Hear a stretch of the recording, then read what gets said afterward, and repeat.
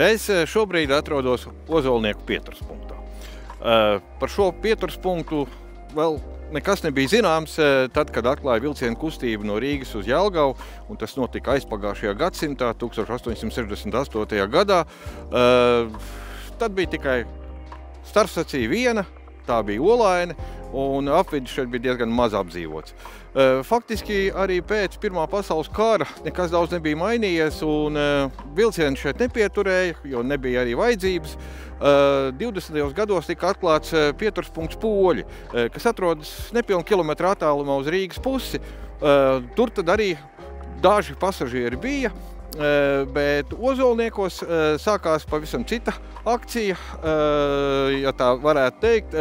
Tas bija māla karjeras, māla karjeru izstrāde, kā rezultātā pa šaursliežu dzelzceļu ar vagoniešu palīdzību tika vests ārā māla krājumi, un bija nepieciešamība tos pārkraut platsliežu vagonos.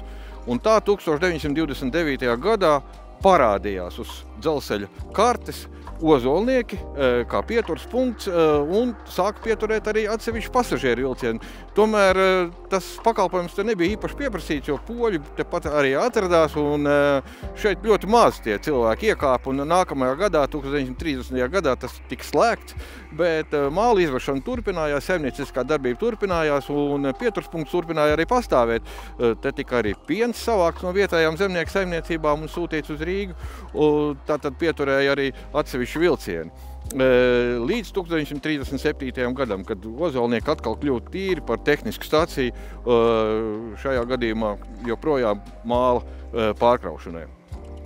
Pasažieri šeit parādījās atkal pēc jau Otrā pasaules kara, konkrēti Ozolnieku pieturas punkts pasažieru vilcienu vajadzībām tika atvērts 1956. gadā.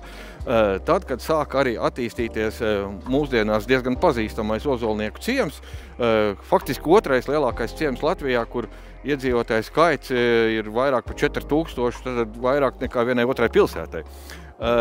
Un nepieciešamība pēc pasažieru vilcienu pakalpojumiem aizvien pieauga.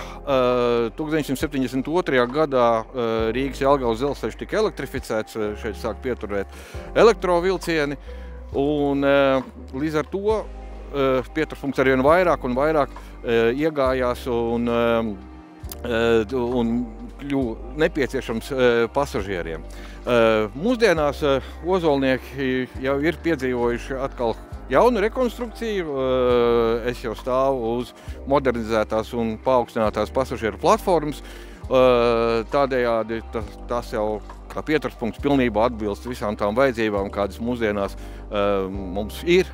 Un arī turpmāk, protams, aizvien pieaugot pasažieru skaitam, Ozolnieku stacija, pareizi sakot, pieturas punkts, kļūst arvien pieprasītāks un pieprasītāks.